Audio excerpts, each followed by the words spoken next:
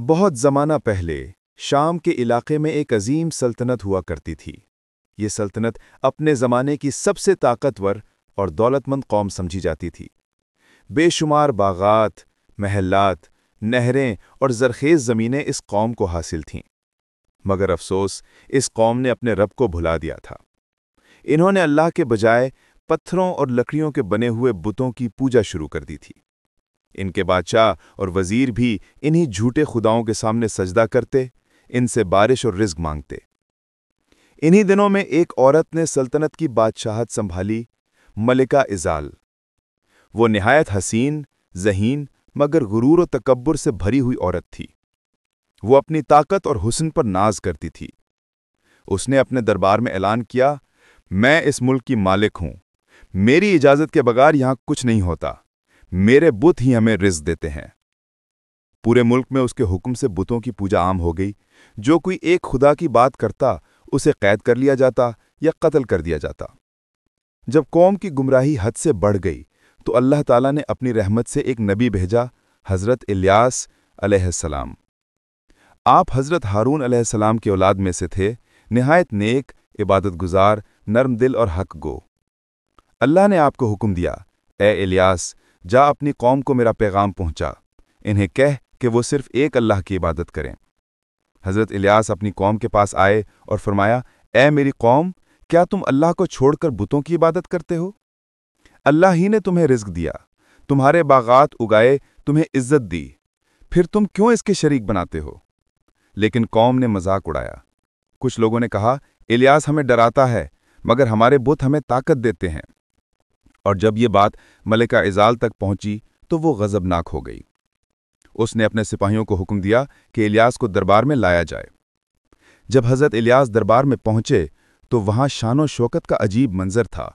10 غلام ہاتھوں میں سونا چاندی لیے کھڑے تھے، دیواروں پر جواہرات جڑے تھے۔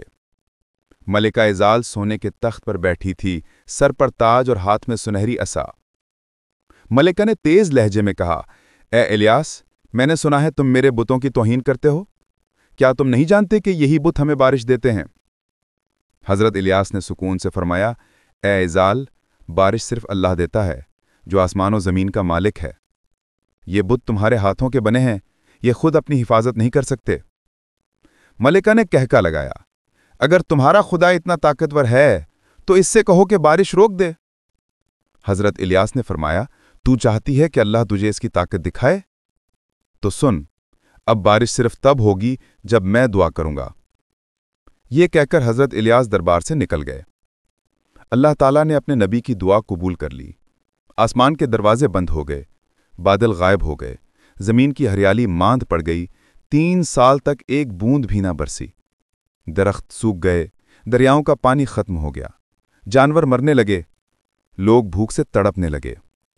اب قوم کو احساس ہوا کہ وہ نبی الیاس علیہ السلام کو جھٹلا کر کتنی بڑی غلطی کر چکے ہیں، لیکن ملکہ ازال پھر بھی اپنی ضد پر قائم رہی۔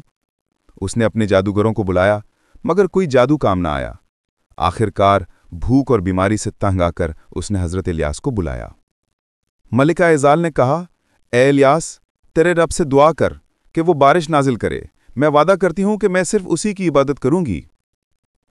حضرت الیاس نے اللہ کے حضور دعا کی، اے میرے رب، تو سب کچھ جانتا ہے، اگر یہ لوگ سچ مچ توبہ کرتے ہیں تو اپنی رحمت فرما۔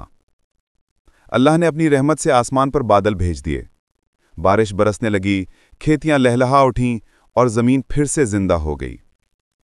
قوم خوشی سے جھوم اٹھی۔ ملکہ نے سب کے سامنے کہا، الیاس کا خدا ہی سچا خدا ہے۔ لیکن خوشحالی واپس آتے ہی ازال کا دل پھر بدل گیا۔ اس نے دوبارہ اپنے بتوں کی عبادت شروع کر دی۔ اللہ تعالیٰ نے حضرت الیاس پر وحی نازل فرمائی، اے الیاس، یہ قوم ایمان نہیں لائے گی، ان پر میرا عذاب نازل ہوگا۔ ایک دن اچانک آسمان پر سیاہ بادل چھا گئے، بادلوں سے آگ برسی، زمین لرزنے لگی، پہاڑوں سے بجلیاں گریں۔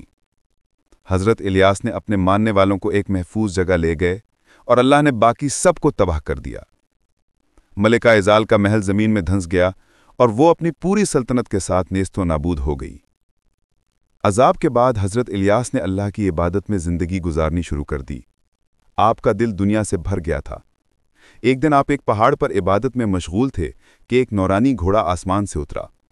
अल्लाह ने आपको इस घोड़े पर सवार किया और आपको जिंदा आसमान की तरफ उठा लिया। कहा जाता है कि हज़रत इलियास अब भी जिंदा हैं, जैसे हज़रत खिज़र जिंदा हैं। वो क़यामत से पहले दोबारा ज़ाहिर होंगे ताकि लोगों को अल्लाह की याद दिलाएं। गुरूर और तकब्बुर इंसान को तबाह कर देता है। अल्लाह के नबियों की बात झुटलाना अजाब को दावत देना है। तौबा सिर्फ ज़ुबान से नहीं, दिल से होनी चाहिए। अल्लाह अपने नबियों और मोमिन बंदों को हमेशा बचाता है। दुनिया की ताकत, हुस्न या दौलत अल्लाह के मुकाबले में कुछ नहीं।